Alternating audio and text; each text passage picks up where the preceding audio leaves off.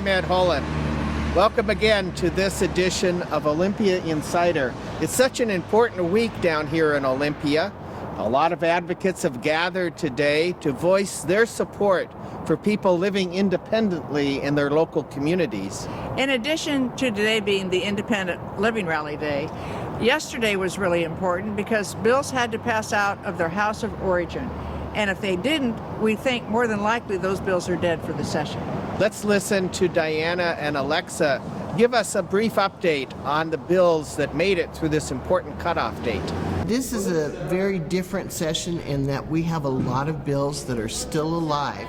And at this point, halfway through the session, most of them usually have died. But that's not the case, as you'll see.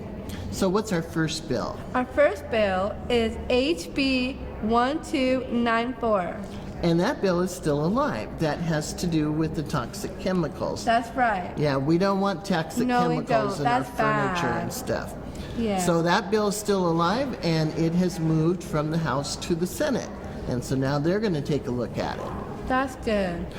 So our next bill is 2SHB 2432. Yes, and this is a House bill that had to do with long-term planning for developmental disability services. The thing is, this one didn't make it. No, it did not. That's bad. But we have what we call necessary to implement the budget, NTIB. And if a bill is NTIB, that means the bill itself didn't pass. It didn't make it past the cutoff. But it may still affect the budget, and so it could still be alive just by being included in the budget. So if you see NTIB, that's what that means. It's necessary to implement the budget. Okay. Okay, and the next one has to do with employment. HB 2450. Yes, and that one's employment. You like to work, right? Oh yeah, that's really important to me. Yes, I know it is.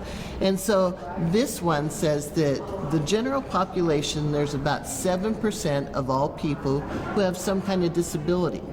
So in our state agencies, what should we do? Should we have 7% of all the employees be people who have a disability as well?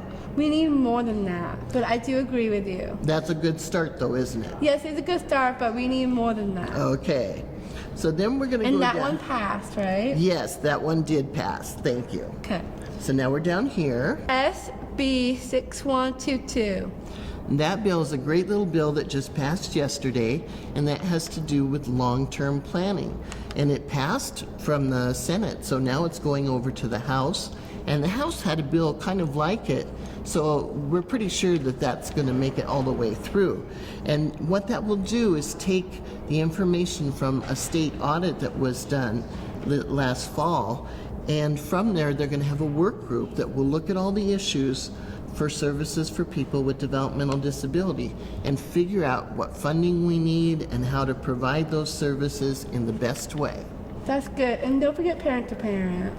Parent to parent is always very important because that helps families right at the beginning do their planning, doesn't it? Yes, it does. So now that you know the bills that are still in play, we really need you to continue to advocate. And let's not forget, in addition to the bills, we have yet to see the proposed budgets that the House and the Senate will be presenting, we think, sometime next week.